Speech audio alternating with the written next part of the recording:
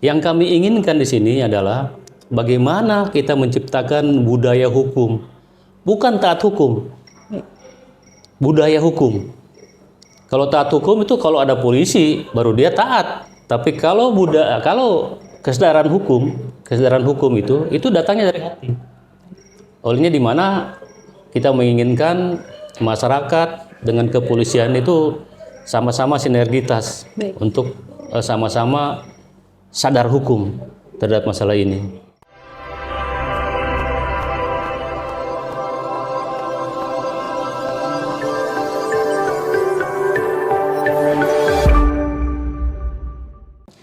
Assalamualaikum warahmatullahi wabarakatuh. Selamat pagi dan salam presisi. Hai Sobat Humas, saya Bribka Musdalifah. Senang sekali bisa berjumpa kembali di podcast Presisi Polda Sulawesi Tengah. Podcast kita kali ini akan membahas tentang bidang hukum bicara, polisi juga punya hak hukum. Dan telah hadir narasumber kita kali ini, beliau adalah Kompol Tirtayasa Effendi, SHMH, PS Kaur Rapkom, Subbit Bitkum Polda Sulawesi Tengah. Selamat pagi Bapak. Selamat pagi. Baik Bapak, terima kasih telah hadir di podcast Presisi Polda Sulawesi Tengah. Mungkin Bapak kita bercerita sedikit, dapat diceritakan mungkin Pak, sejak kapan berdinas di kepolisian serta riwayat tugas menjadi anggota Polri. Silahkan Bapak. Terima kasih atas pertanyaannya. Baik. Jadi saya termasuk polisi senior di Polda Sulawesi Tengah. Saya pernah bertugas di Polres Tapalu, Baik Bapak. Polres Toli-Toli, Polres Donggala, di SPN Labuan Panimba. Nah, bidang tugas saya selama saya berdinas itu kebanyakan di reserse. Baik Bapak. Ini kita membahas tentang bidang hukum bicara, polisi juga punya hak hukum. Mungkin dapat dijelaskan Pak secara singkat apa saja tugas spesifik dari bidang hukum dan bagaimana posisi ini berkontribusi dalam penegakan hukum internal kepolisian. Silahkan Pak. Jadi seperti yang dijelaskan di Undang-Undang Dasar 1945 bahwa negara kita adalah negara berdasarkan hukum. Olehnya segala bentuk pemerintahan maupun aparat penegak hukum, pertahanan itu selalu berdasarkan hukum. Olehnya Bitkum ini berada di dasar hukumnya Perpol 14 tahun 2018. Tugas Bitkum sendiri adalah menyelenggarakan fungsi hukum dan HAM yang meliputi bantuan hukum, penerapan hukum, nasihat hukum, penyuluhan hukum, dan pembentukan peraturan kepolisian. Itu tugas itu.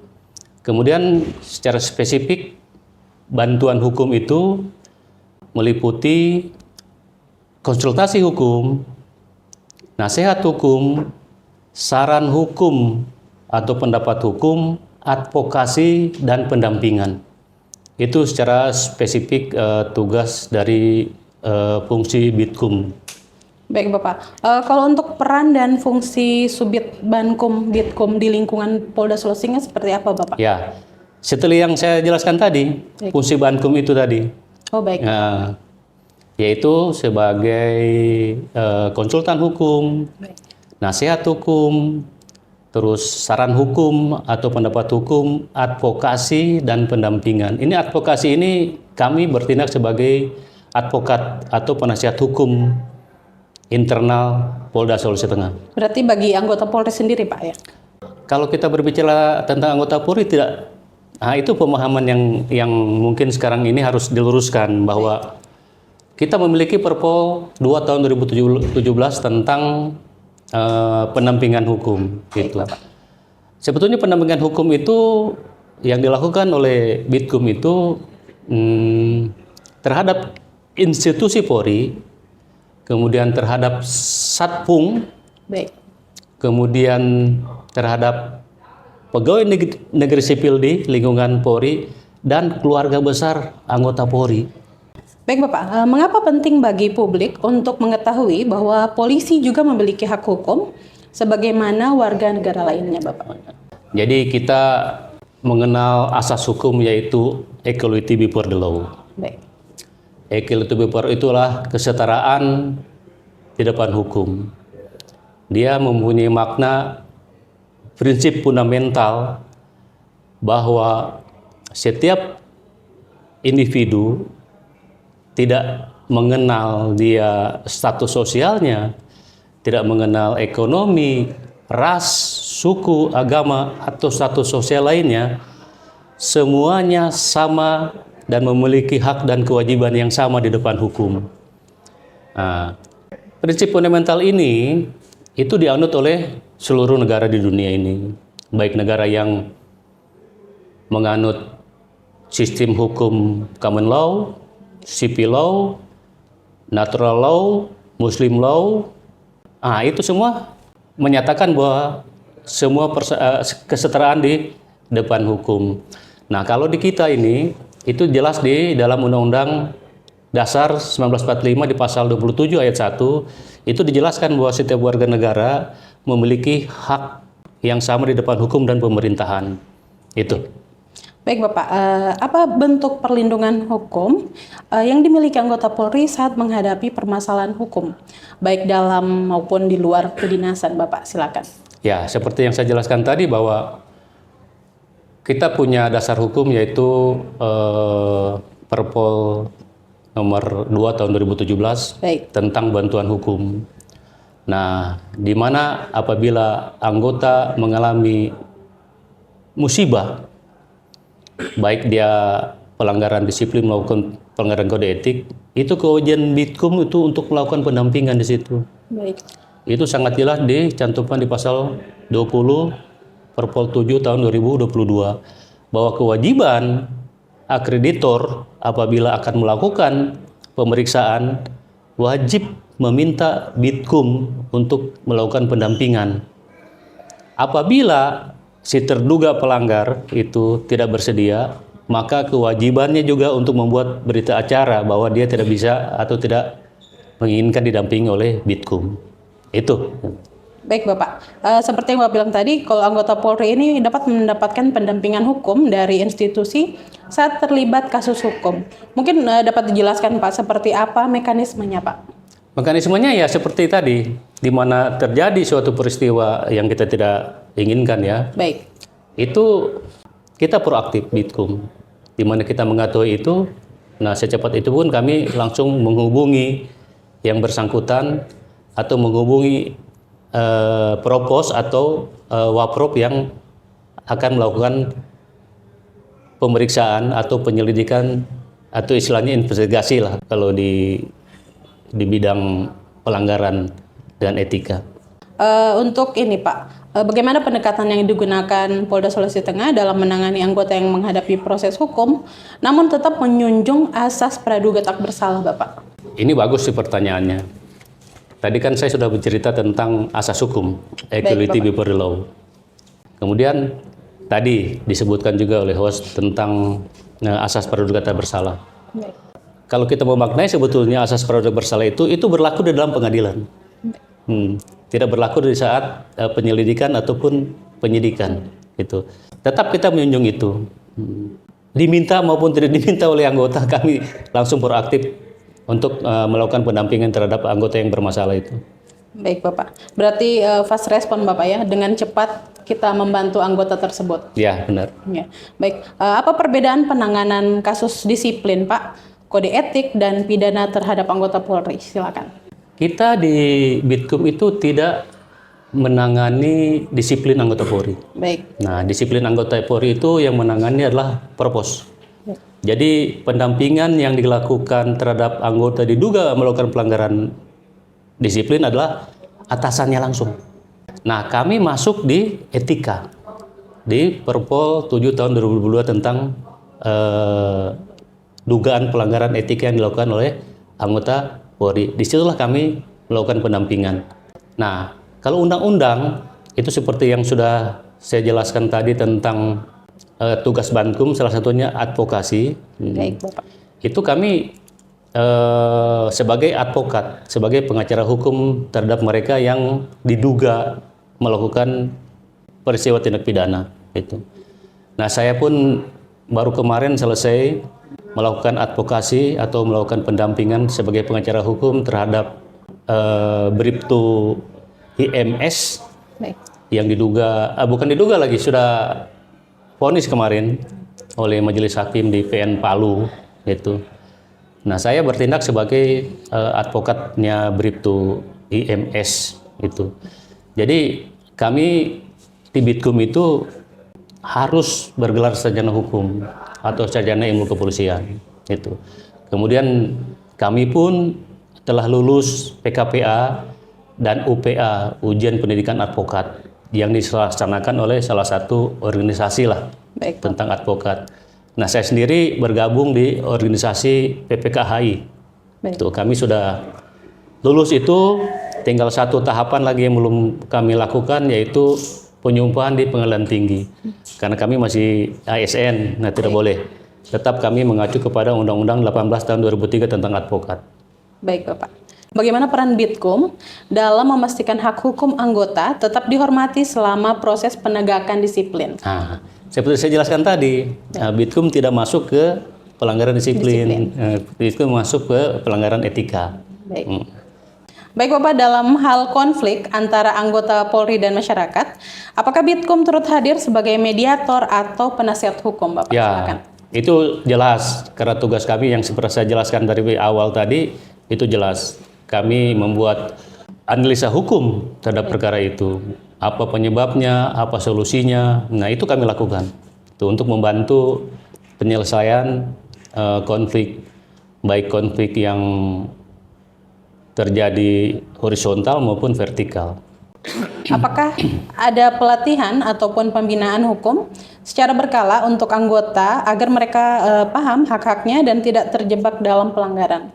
Nah, kalau ini secara berkala itu dilakukan oleh fungsi Bitkum itu, yaitu melakukan penyuluhan hukum seperti yang saya jelaskan pertama tentang fungsi Bitkum itu sendiri. Jadi setiap tahun itu beberapa kali kami melakukan penyuluhan hukum terhadap anggota. Baik. Yang isinya yaitu untuk anggota meminimalisir tentang pelanggaran yang dibuat, kemudian hak-haknya dia apabila terjadi pelanggaran yang dilakukan. Karena jujur saja saya bisa mengatakan selama saya melakukan penyuluhan hukum, itu ternyata anggota di daerah-daerah itu tidak mengerti hak-haknya dia. Baik. Itulah tugasnya kami untuk mengedukasi dia, mengedukasi anggota-anggota itu untuk mengerti apabila tersandung suatu masalah, dia mengerti hak-haknya dia. Baik, Bapak. Untuk pembinaan itu sendiri, Pak, apakah dilaksanakan setiap bulannya atau seperti apa, Bapak? Apakah hanya di Polda Sulteng saja ataupun di jajaran juga? Di jajaran. Baik. Paling banyak kami melakukan di jajaran. Baik. Mungkin di setiap bulan atau? Kami menganggarkan itu dalam satu tahun itu biasa 5 kali. Jadi dalam satu kewilayahan kami gabung jadi satu, begitu, untuk bisa memberikan edukasi kepada anggota-anggota di daerah. Baik, Bapak. Untuk pembinaan sendiri, Pak, sejauh mana kesadaran hukum anggota Polri saat ini, khususnya di lingkup Polda Sulawesi Tengah, apakah ada peningkatan setelah diberikan pembinaan tersebut? Saya harus jawab jujur atau jawab main-mainin? Apa ada Pak? Karena kami sudah upaya untuk melakukan edukasi tentang itu, tapi tetap pelanggaran selalu ada, begitu. Baik, Bapak. Mungkin bisa dibagikan, Pak, gambaran umum tentang jumlah pendampingan hukum atau permintaan bantuan hukum oleh anggota selama setahun terakhir ini, Pak. Jadi saya menjelaskan data di tahun 2004. Baik. Itu kami di Bitkum menghadapi pra peradilan ya. Baik. Pra peradilan yang paling banyak itu yaitu tentang penetapan tersangka yang dilakukan oleh penyidik Baik. terhadap perkara tindak pidana. Itu banyaknya 35. Baik. Kemudian perdata kami hadapi tahun lalu itu 9 kasus, pidana 3 kasus. Pidana itu yang saya hadapi kemarin ini. Jadi dia menyeberang tahun. Baik, Pak. Terus pendampingan KKP, itu pendampingan yang kami lakukan terhadap anggota-anggota yang terlibat tentang pelanggaran kode etik. Itu 78. Baik. Nah, sekarang kita berbicara tahun 2025 di bulan Juni. Para peradilan itu sudah masuk, yang kami hadapi itu 16. Kemudian perdata 4, pidana 1, dan pendampingan KKP itu 35. Baik. Di bulan Juni ini tahun 2025. Baik Bapak, untuk pidana itu sendiri seperti pidana apa Pak? Mungkin dapat dijelaskan. Pidana itu undang-undang tentang kekerasan terhadap anak. Baik. Itu persetubuhan dengan anak di bawah umur. Baik. Gitu. Kemudian ada juga kasus penembakan yang terjadi di Kecamatan Tinombo. Baik. Waktu unjuk rasa penolakan adanya tambang di Kabupaten Parigi Motong. Terus tindak pidana ya penipuan dan penggelapan juga ada gitu. Jadi bervariasi tindak pidana itu, dan itu tugas kami juga untuk melakukan pendampingan advokat terhadap mereka. Yang terakhir ini tentang penganiayaan tahanan yang menyebabkan mati. Baik, itu Bapak. sudah tahap 2. Baik Bapak, untuk itu Pak, selain yang Bapak telah sebutkan tadi, mungkin apa tantangan terbesar yang dihadapi Bitkum dalam menjalankan tugas bantuan hukum bagi anggota Polri? Ya, tantangan yang terbesar jujur saja ya, anggaran. Baik. Karena anggaran yang sangat minim itu akhirnya kami bekerja tidak maksimal. Yang kedua itu tentang SDM di lingkungan Bitkum sendiri. Karena di Bitkum itu kan harus sarjana hukum atau sarjana ilmu kepolisian. Kemudian harus lebih mahir juga lulus PKPA dan UPA, ujian pendidikan advokat. Nah, ini anggota-anggota SDM yang kami butuhkan ini itu jujur saja agak sulit untuk mendapatkan itu. Baik Gitu. Bapak. Nah, kira-kira 2 itu tantangan yang menurut kami itu yang ada di depan mata. Baik Bapak.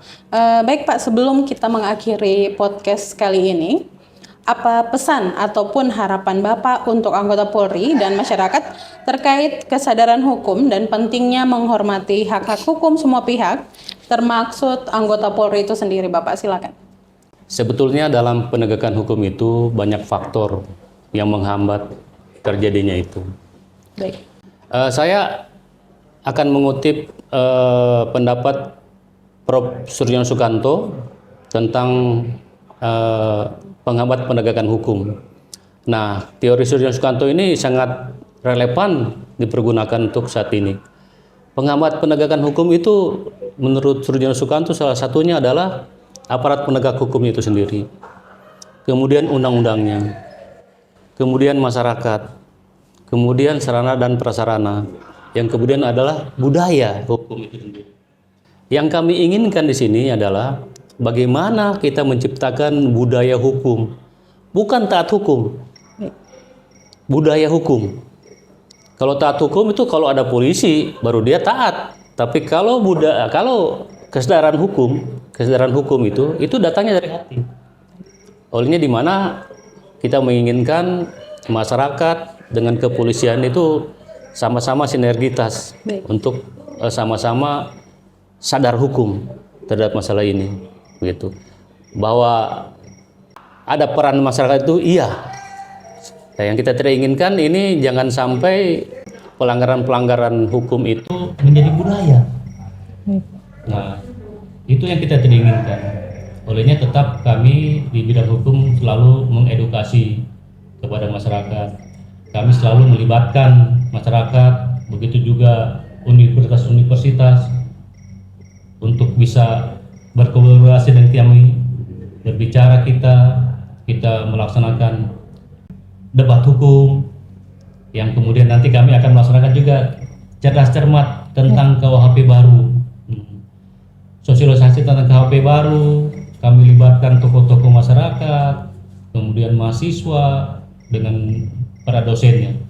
Jadi itulah yang kami lakukan agar sama-sama kita bersama masyarakat sinergitas dalam menjaga kesadaran hukum yang ada. Baik Bapak, terima kasih. Terima kasih Bapak Kompol Tirta Yasa Effendi, SMH, PSKUR Rapkum, Kasubit Bankum, Bitkum Polda Sulawesi Tengah. Telah hadir di podcast Presisi Polda Sulawesi Tengah dan sudah memberikan pengetahuan kepada Sobat Humas tentang bidang hukum bicara polisi juga punya hak hukum. Baik Sobat Humas, dengan demikian bahwa bidang hukum Polri memiliki peran penting dalam memberikan manfaat bagi anggota Polri, baik secara individu maupun institusi. Manfaat tersebut mencakup bantuan hukum, penyuluhan hukum, dan penerapan hukum yang berkeadilan, sehingga diharapkan dapat meningkatkan kinerja profesionalisme Polri. Demikian Sobat Humas podcast kita kali ini. Saya Bribka Musalifah bersama kru yang bertugas pamit undur diri. Sampai berjumpa lagi di podcast selanjutnya. Wassalamualaikum warahmatullahi wabarakatuh. Selamat pagi dan salam presisi.